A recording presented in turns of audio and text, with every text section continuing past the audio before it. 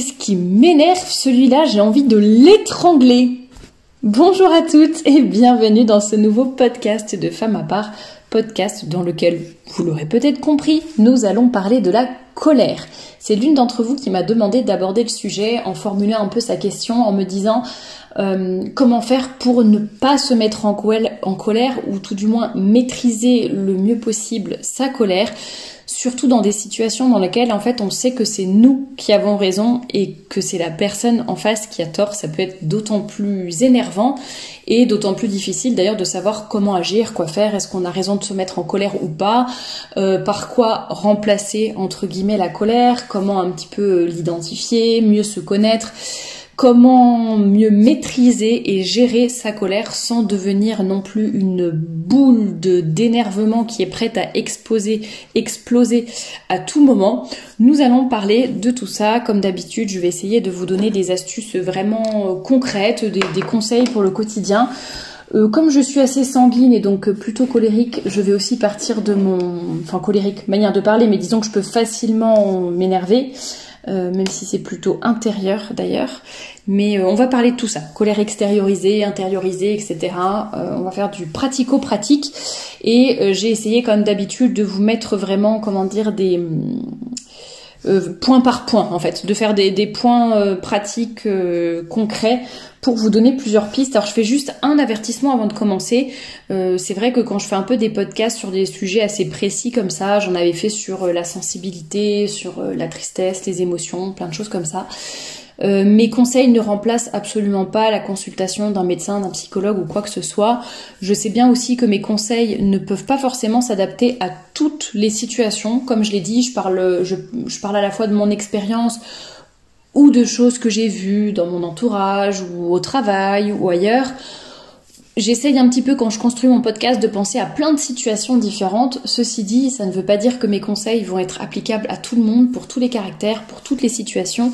Je compte sur vous pour faire preuve de bonne foi, de bon sens, et si vous avez des problèmes plutôt graves, et tout simplement allez consulter des professionnels. Mon podcast ne remplace en rien leurs conseils, et puis sinon prenez ce qu'il y a à prendre, ce qui vous intéresse, et ce qui ne s'adapte pas à votre situation, laissez-le de côté, ça n'est pas bien grave. Pour commencer, comme souvent, je vais partir de la définition de la colère, donc la première que j'ai trouvée sur internet: violent mécontentement accompagné d'agressivité. Moi je voulais juste, ça c'est vraiment la situation courte telle quelle que j'ai trouvée. Moi je voulais juste ajouter que ça pouvait être intériorisé ou extériorisé, parce que là on a l'impression que c'est forcément que vous n'êtes pas content et puis que vous êtes en train soit de taper contre un mur, soit de taper contre quelqu'un, soit de crier, enfin voilà. Ça peut être tout à fait une colère très violente, peut être vraiment mais intérieure quoi. Je pense que l'expression bouillonner décrit assez bien cet état dans lequel on se trouve parfois, où on ne laisse rien paraître à l'extérieur, mais la colère est bien là, bien présente. Ce que je voulais ajouter aussi, c'est que ça pouvait être passager ou durable. C'est-à-dire que, alors souvent par exemple, les personnes un peu sanguines qui ont un tempérament sanguin ou bilieux peuvent se mettre en colère assez facilement, mais ça passe très vite quoi. Ça va être un peu un coup de sang justement, un petit énervement passager, mais voilà, on crie un coup ou la personne va sortir un gros mot, hausser le ton, et puis voilà, après c'est terminé, on n'en parle plus, elle s'en souvient même pas, enfin voilà. Et il y a des colères au contraire qui sont beaucoup plus durables, c'est-à-dire qu'on va avoir cette espèce de rancune, de rancœur envers la même personne dès qu'on la voit, ou alors toujours dans la même situation, ou alors étant donné qu'on n'extériorise rien, ça va rester bouillonner de façon plus ou moins présente, mais c'est bien là et c'est durable. Ça peut être silencieux ou ça peut être bruyant, ça rejoint un petit peu l'intérieur ou l'extérieur. On peut être très en colère, il y a des personnes qui se maîtrisent assez bien, qui sont furieuses, mais qui vont ne pas faire de bruit, ne pas trop extérioriser, s'exprimer clairement, mais on sent qu'elles sont en colère quoi. Ça je vous l'ai déjà dit, que certains caractères ont plus de facilité à se mettre en colère que d'autres. Et d'autres, au contraire, par exemple les mélancoliques et les flegmatiques, vont peut-être plus avoir tendance à emmagasiner patiemment, garder pour eux, et puis en fait ça fait d'un coup une boule qui explose et on a l'impression, le pire c'est que parfois c'est vraiment sans raison apparente, c'est-à-dire que il n'y a même pas eu un déclencheur ni quoi que ce soit, mais voilà, je pense que là c'était trop et il suffit d'un mouvement d'aile de papillon pour que d'un coup ces personnes-là finalement explosent et lâchent tout ce qu'elles ont emmagasiné et accumulé depuis des jours, des mois, voire des années.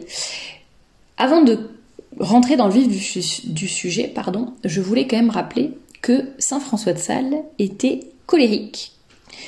Il avait vraiment, alors je me permets de le dire parce que déjà j'ai dit était avant il n'est pas mort dans cet état-là, et il, donc on va dire dans sa jeunesse, colérique, et il s'en est corrigé. Et je me permets de le dire parce que c'est lui-même qui en parle. Et donc il explique qu'il était vraiment, vraiment sujet à la colère, quoi. C'était vraiment, je sais pas, il était peut-être sanguin, j'en sais rien, mais vraiment il explosait très facilement, il se mettait très facilement en colère, il s'impatientait, etc. Et il a dit qu'il avait lutté presque toute sa vie là-dessus, que c'était vraiment un combat de tous les jours. Et en fait il est devenu doux comme un agneau. Les gens qui le fréquentaient le trouvaient extrêmement doux, extrêmement patient, extrêmement égal à lui-même, pas un cheveu qui dépasse, pas un mot au-dessus de l'autre, voilà. Mais il a travaillé pour lutter contre ce défaut et pour apprendre à maîtriser sa colère. Mais vous voyez, c'est possible. Donc on peut tous y arriver. Et quel que soit votre niveau de colère qui est en vous, qui sommeille en vous, par rapport à votre caractère, eh bien nous pouvons toutes y arriver, mais il faut travailler pour ça. Alors, comme souvent, après avoir donné la définition du sujet dont on parle, je vous recommande très souvent déjà de vouloir changer. Ça, je vais pas y revenir, je suis revenue dans beaucoup de podcasts. Le fait de vouloir corriger, de prendre conscience que c'est un défaut, que ça peut vous causer plein de problèmes dans la vie et que c'est pas très agréable non seulement ça peut vous causer des problèmes par rapport à votre entourage, à votre travail ou je ne sais quoi si vous vous laissez tout le temps aller à vos colères. Et puis même pour vous, c'est pas très sain et ça hyène, c'est pas bon pour la santé d'être toujours en train de s'énerver, de bouillonner, etc. Et voilà, donc tout simplement. Mais il faut avoir la volonté de changer. Il y a des gens qui ne voient pas où est le problème, qui ne veulent pas changer, qui ne considèrent pas que c'est un défaut ni quoi que ce soit. Si c'est un défaut, c'est même un péché. Et il faut donc tout faire pour lutter contre. Donc déjà, premièrement, avoir la volonté. Deuxième chose dont je parle souvent, c'est vraiment le fait d'identifier les causes, les facteurs de la colère. On peut même appeler ça un déclencheur. Ça peut être une personne en particulier, je sais pas, une personne de votre entourage, mais rien que de la voir, rien que de penser à elle, ça y est, vous êtes déjà énervé. Parce que vous pensez à tous ses défauts, parce que vous savez ce qu'elle va dire, parce que vous savez qu'elle ne fait jamais ça, ou qu'elle fait toujours ça, et que ça vous énerve, que vous focalisez là-dessus, que vous ne voyez plus que ça, et que vous grossissez d'autant plus ces défauts, ou ces espèces de tics, ou je ne sais quoi.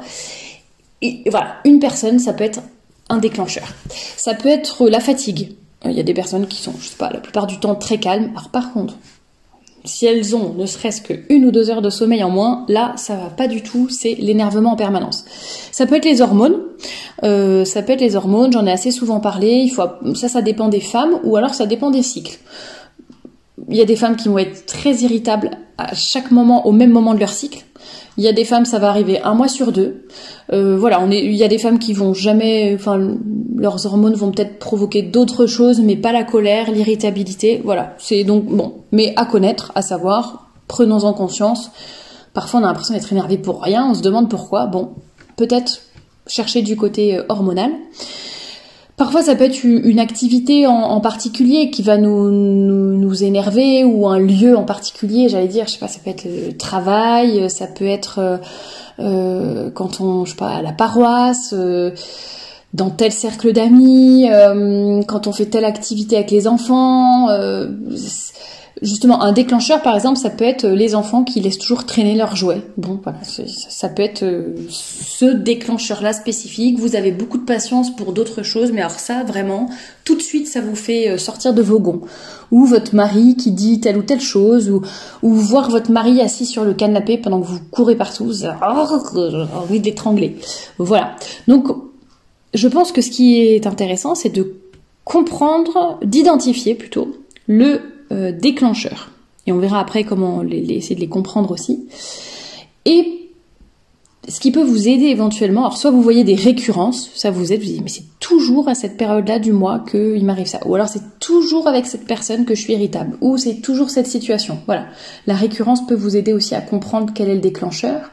Et il peut aussi y avoir des signes avant-coureurs, votre respiration, le fait de vous crisper, de serrer les dents, serrer la mâchoire, de hausser le ton, de serrer les poings, rien vous agace, vous devenez un peu brusque physiquement ou dans vos paroles. Alors brusque physiquement, ça veut pas dire que vous commencez à taper les gens ou à les gifler, mais vous savez, parfois on a un peu plus saccadé, quoi, que ce soit dans nos paroles ou un peu plus expéditive, un peu plus brutale peut-être.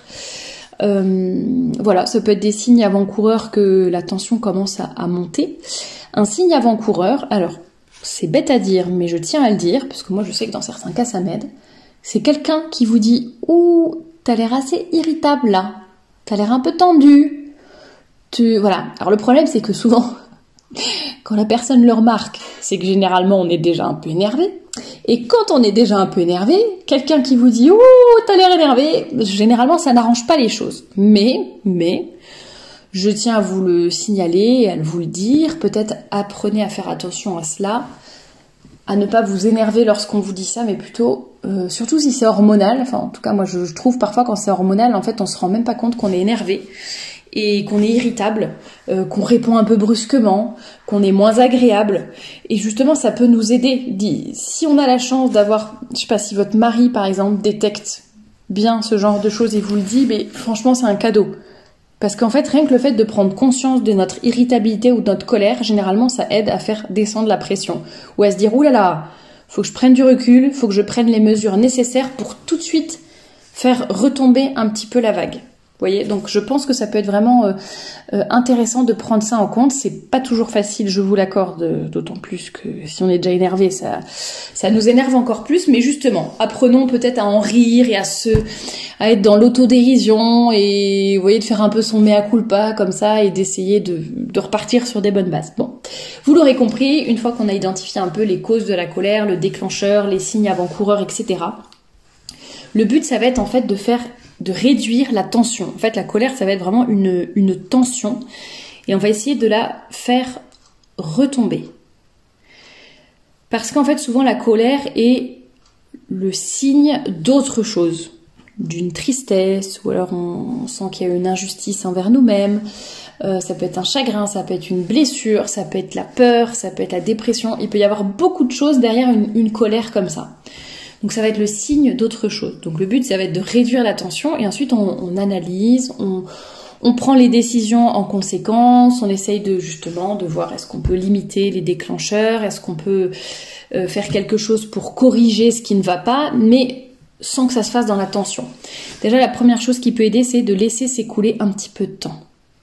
Parfois, c'est juste quelques secondes. Hein. C'est juste je me tais, je ne réponds pas, je respire, je me calme, je souris et tout va bien. Je pense à autre chose, je parle d'un autre sujet, je change le sujet de conversation, je vais parler à une autre personne, je m'interdis de répondre, d'écrire ce SMS, je m'interdis d'appeler cette personne pour faire part de ma colère, je m'interdis de répondre à mon mari, même si vraiment là j'ai envie de m'énerver. Et voilà, c'est vraiment, parfois on a besoin de quelques secondes, parfois on a besoin de quelques minutes, parfois on a besoin d'une journée, ça dépend des situations, des personnes, de plein de choses. Voilà, n'hésitez pas, on respire, on se tait, on change le sujet, on sourit, on fait un exercice de respiration, on va courir, faire un footing ou faire du vélo. Voilà, il y a 1000 moyens à chaque personne de savoir et de se connaître, mais vraiment s'empêcher de réagir. Très souvent déjà, on va se rendre compte, en tout cas pour les caractères qui sont un peu colériques, qu'on allait s'énerver pour rien. Très souvent on se dit, non mais en fait, c'est pourquoi que j'étais énervée déjà hier ? Ah oui, quand même. Ah oui, je surréagis un peu là quand même. Vous voyez, enfin parfois, juste avec un tout petit peu de recul, on se dit mais j'étais ridicule quoi, de m'énerver pour ça. Donc prendre du recul, prendre le temps, on laisse la tension descendre par elle-même ou on l'aide un petit peu en faisant des petits exercices. Autre chose, alors j'ai pas mis forcément les choses dans l'ordre, j'ai un peu mis comme ça me venait comme conseil. Est-ce que vous avez déjà exprimé votre mécontentement à la personne à un moment où vous n'étiez pas en colère? Je m'explique. Parfois on se dit mais qu'est-ce qu'elle m'énerve à faire ça? Mais qu'est-ce qui m'énerve à dire toujours ça, à mettre toujours ça de travers, etc. Et en fait, parfois on n'a jamais exprimé clairement notre besoin. On n'a jamais dit écoute, moi vraiment, ça m'aiderait beaucoup pour mon bien-être, pour mon organisation, pour ceci, pour cela. Si, je sais pas, juste si tu remettais les coussins sur le canapé une fois que t'as fait la sieste dessus. Je dis ça parce que j'ai le canapé sous les yeux. Ça peut être plein de choses, ça peut être ça m'aiderait beaucoup si tu pensais à éteindre la lumière avant de monter à l'étage, je sais pas quoi. Ça m'aiderait si ceci, si cela, ou ça m'énerve, enfin c'est désagréable pour moi et c'est presque comme une insulte quand je sais pas, quand je fais le ménage et que tu repasses après moi, ou je sais pas si votre belle-mère, souvent les belles-mères sont connues pour pour un peu mener la vie dure à leur belle-fille, mais sans même le vouloir. Mais voilà, est-ce que vous avez exprimé clairement à votre belle-mère quelles étaient vos limites? Non mais là, je veux bien prendre sur moi, etc. Mais là, belle maman, sachez que ça, vraiment non. Je veux pas que vous fassiez ça, en tout cas pas sous mon toit. Bon, il y a peut-être une meilleure façon d'exprimer, mais vous voyez, parfois, en fait, on ne dit pas les choses aux gens. En fait, on cumule, on garde, la boule de colère grossit, et d'un coup, on va... Alors, soit s'énerver et exploser d'un coup, soit on va être en permanence énervé par des toutes petites choses, mais qui sont vraiment pas importantes. Mais en fait, comme on en a gros sur la patate et qu'on a déjà accumulé beaucoup de rancune ou de rancœur sans forcément en avoir conscience ou sans même s'en rendre compte, et ben ça va être difficile. Donc comme vous le savez, les femmes, parfois on a du mal à s'exprimer clairement, pas faire des sous-entendus, dire vraiment les choses, etc. Surtout avec les hommes, apprenons à leur dire les choses clairement. Après il y a autre chose, hein. Il y a aussi le fait d'exprimer clairement nos besoins et que nos besoins soient pas respectés. Ça c'est encore autre chose, mais encore déjà faut-il commencer par les exprimer. Autre possibilité pour canaliser sa colère, bon, il y en a un qui est assez connu, c'est le sport. C'est vrai que ça peut faire du bien parfois. Alors quand je dis le sport, bon, ça peut être le sport vraiment activité physique intense pour relâcher la tension et se relaxer. Ça peut être aussi juste sortir prendre l'air. Parfois, voilà, sans courir ni quoi que ce soit, mais faire le tour du quartier en marchant, en respirant l'air frais. Ça permet de prendre le recul nécessaire, de faire une petite pause, de s'éloigner du déclencheur, que ce soit une personne, une situation, etc. Et on respire un bon coup et quand on revient face à la situation, on est capable de la gérer avec beaucoup plus de sang-froid, généralement. Il peut y avoir le sport, il peut y avoir l'écriture, il peut y avoir le dessin, enfin voilà, vraiment il faut essayer d'utiliser son énergie pour autre chose et ça rejoint un peu le point d'après, c'est verbaliser les raisons de sa colère. Parfois, écrire justement les raisons de sa colère, ça fait du bien. Genre, oh, elle m'énerve. Allez, je prends une feuille, je dis elle m'énerve parce que si, parce que ça, nanana, on fait la liste, on n'écrit rien, ça permet de décharger un peu son cœur et son esprit de tout ce qui nous tracasse, tout ce qui nous met en colère, hop, on l'écrit sur un bout de papier. Quitte après à brûler le papier, jeter le papier ou quoi, mais ça permet d'évacuer de cette façon-là. Voilà, c'est une des astuces que j'ai trouvées, enfin qui peut être intéressante pour vous, mais vous en faites ce que vous voulez, à chacune de trouver la sienne, mais en tout cas verbaliser, ça peut être aussi en parler à une amie et lui dire juste...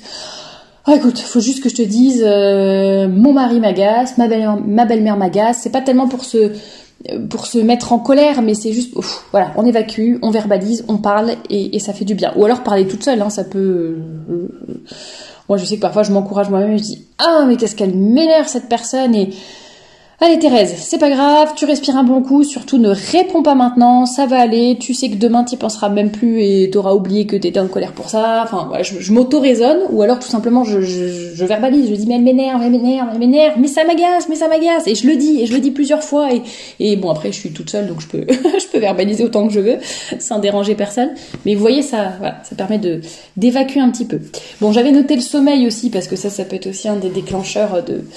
Donc faites attention à votre sommeil, qualité de votre sommeil, bien sûr, dormir assez et avoir aussi, le dormir une nuit, comme on dit, dormir sur telle ou telle chose, ça permet de soit d'évacuer, soit de le voir autrement une situation et donc ne pas prendre de décision à la hâte ou ne pas se agir sous le coup de la colère. Et justement, si vous savez que vous êtes en manque de sommeil pour X ou Y raison, parce que j'en entends qui vont dire « Ah ben c'est facile Thérèse, mais t'as pas d'enfant, tu sais pas ce que c'est, de manquer de sommeil, etc. » Mais justement, identifiez le fait que vous manquez de sommeil et que ça peut être une raison ou un risque de vous mettre davantage en colère. Donc ça fait partie des déclencheurs qu'il faut surveiller. J'avais noté, si besoin, vous pouvez vous éloigner des déclencheurs ou espacer les retrouvailles si les déclencheurs sont des personnes. Si vous savez que vos collègues, vraiment les conversations à la cantine sont... Vous avez du mal à rester calme, quoi. Eh bien, hop, on déjeune à la cantine seulement 1 jour sur 2. On arrive à la cantine un peu plus tard, comme ça on n'est pas obligé de rester une demi-heure avec tout le monde, on sera quand même avec eux parce que politiquement je sais pas quoi c'est quand même mieux, mais voilà, on arrive un peu en retard, comme ça hop, on sera seulement un quart d'heure avec les collègues, ou on déjeune 1 jour sur 2, ou moi ce que je faisais, bon c'est pas spécialement parce que ça me mettait en colère, mais parce que je trouvais pas ça intéressant, les conversations avec eux, mais ce que je faisais sinon c'était je déjeune dans mon coin, mais par contre la pause café je vais la faire avec eux, ou alors je ne déjeune pas avec eux, mais voilà, dès que je peux être gentille dans la journée ou m'approcher d'eux, faire quand même la conversation, etc. Enfin, vous voyez, je m'isole pas complètement, mais je trouve une façon de sociabiliser qui me convienne et qui m'aide à rester calme. Voilà. Ça peut être ça. Donc, si vous avez un déclencheur, je sais pas, vous connaissez, vous savez, eh bien, apprenez à vous éloigner si vous en avez la possibilité. Parfois, le fait de penser aux conséquences négatives que peut avoir notre colère, ça peut nous aider aussi à nous maîtriser et à nous taire, tout simplement. Je sais que parfois, est-ce que ça vaut le coup vraiment de partir dans une grosse dispute, de hausser le ton, de se faire mal mutuellement, ou de couper les ponts, je sais pas quoi, avec telle personne ou tel membre de la famille ? Alors que, allez, juste, je me tais, je laisse passer et voilà, ça ira mieux. Bon. Ça peut être aussi une solution. Alors je ne dis pas qu'il faut toujours se taire et toujours garder, cumuler et ensuite exploser, mais je vous donne un peu toutes les astuces et après à vous de faire un petit peu le tri. Et c'est vrai que franchement parfois juste, allez, laissez passer au-dessus. Ça marche pas pour tout, pour toutes les situations, mais si on a tendance à se mettre en colère pour des trucs vraiment pas graves, voilà, il y a des situations franchement c'est pas dramatique de laisser couler, au contraire ça fait du bien. Autre chose, prendre conscience que nous pouvons changer, mais que nous pouvons rarement changer les autres. Ça, je le dis, ça c'est pour répondre un peu plus précisément à la question de la personne sur la colère qui était plutôt, voilà, quand je sais que j'ai raison, quoi. C'est d'autant plus difficile. Alors déjà, c'est difficile parce que ça va être humiliant, ça demande beaucoup d'humilité, de voir qu'en fait, on ne maîtrise rien et que la personne ne comprend pas ou que la personne a tort et que, voilà, enfin, c'est difficile. Ça nous met en colère, mais il faut prendre conscience que nous pouvons nous changer, mais que changer les autres est bien plus compliqué. Et donc parfois il faut tout simplement renoncer, se dire telle personne je pourrais jamais la changer, donc je vais essayer de trouver d'autres astuces, d'autres solutions pour que ça se passe mieux. Ça peut aussi être une occasion d'humilité, de reconnaître qu'on ne peut pas tout mépriser et qu'on ne peut pas tout maîtriser et que voilà, c'est la vie. Il faut aussi apprendre à vivre comme ça et à vivre des injustices aussi. Et ce qui peut aider aussi, si vous êtes croyant notamment, c'est vous rappeler toutes ces paroles de notre Seigneur.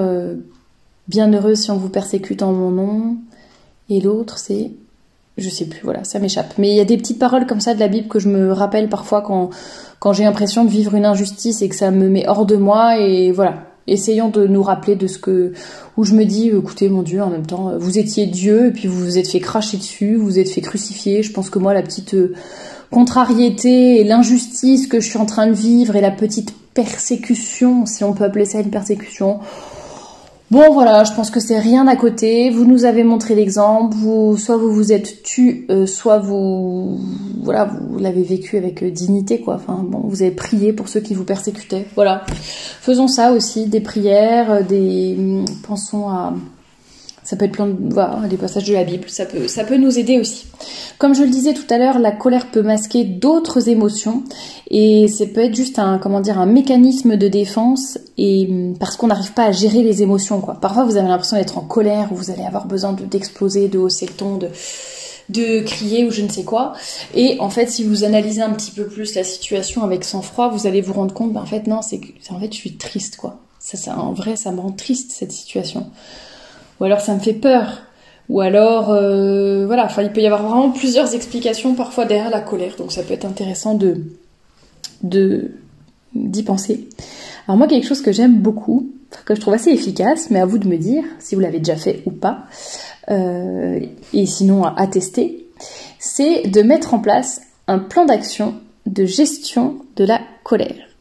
C'est-à-dire, vous savez que vous allez être en présence d'une personne qui vous agace. Votre belle-mère, par exemple, au hasard.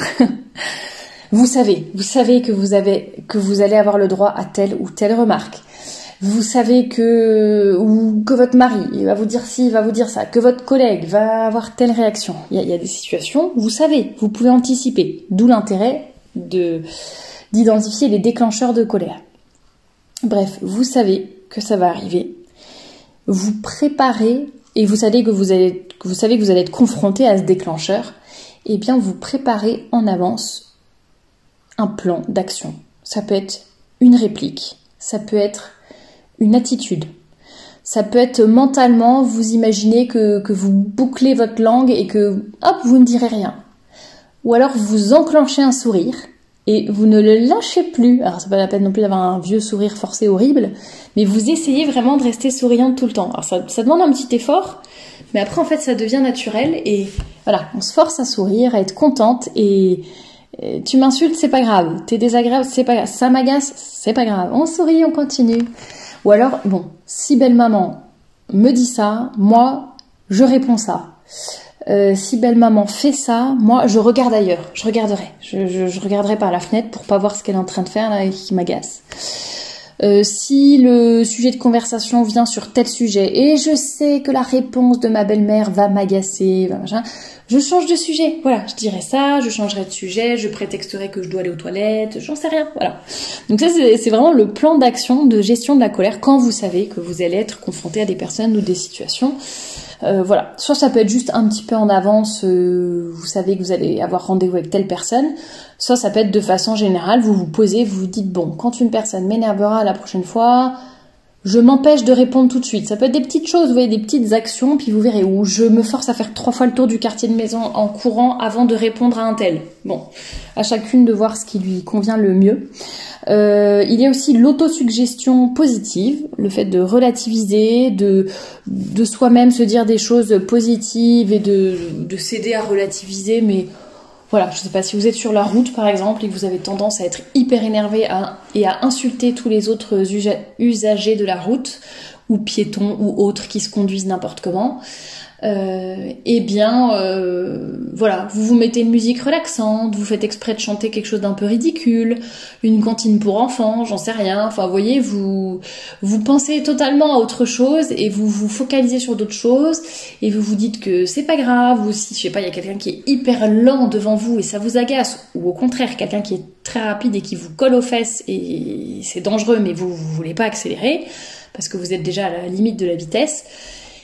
Eh bien, vous vous dites, c'est son problème, c'est pas le mien, c'est lui qui est énervé, c'est pas moi. S'il veut doubler, il a qu'à me doubler.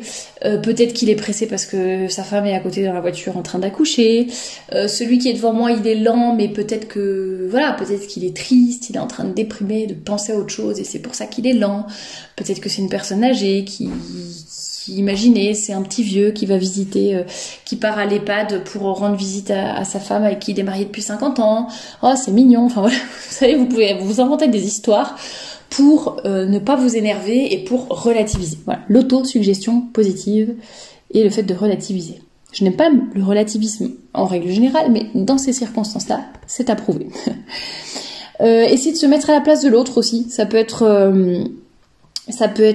aider de se dire mais pourquoi la personne agit comme ça, pourquoi elle pense comme ça, est-ce que cette personne n'a pas peut-être des blessures, des choses qui ne sont pas, cette personne souffre peut-être plus que moi en fait, et en fait c'est cette personne qui souffre, c'est pas moi. Donc voilà, ça peut aider aussi à relativiser, à se mettre à la place des autres et à voir les choses un petit peu autrement, avec un nouveau regard. Voilà un petit peu pour les astuces pratico-pratiques sur la colère. J'espère qu'il y en aura certaines qui vous auront aidé.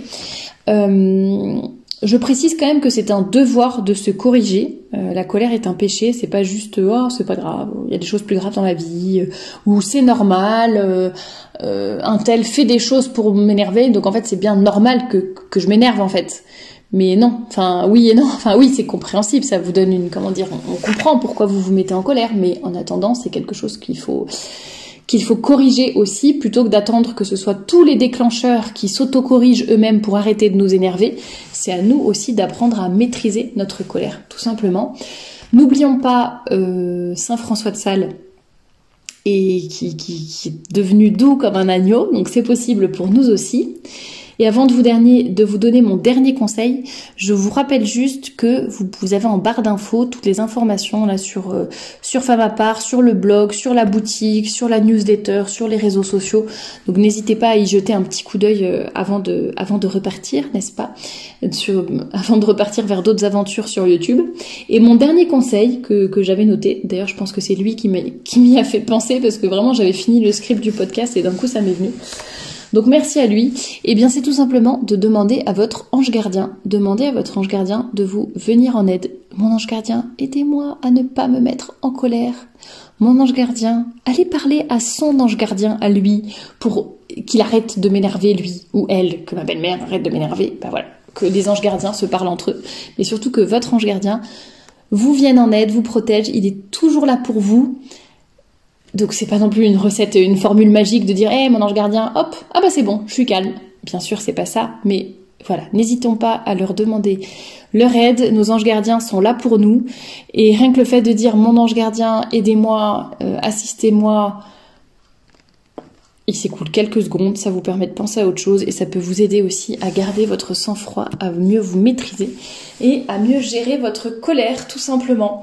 Voilà, n'hésitez pas à ajouter en commentaire de ce podcast toutes vos astuces. J'espère avoir ratissé assez large et vous avoir donné plein d'astuces qui, je l'espère, s'appliquent à pas mal de situations différentes. Si ça peut vous encourager, vraiment, repensez à Saint François de Sales. On peut toujours progresser sur la colère et essayons de ne pas nous focaliser aussi sur les déclencheurs justement, les personnes, les situations. Hop, essayez vraiment de penser à autre chose et de se dire je me corrige moi-même avant de vouloir corriger les autres. Bon courage en tout cas et j'attends avec impatience vos petites anecdotes, vos retours, vos conseils dans les commentaires. À bientôt pour un nouveau podcast.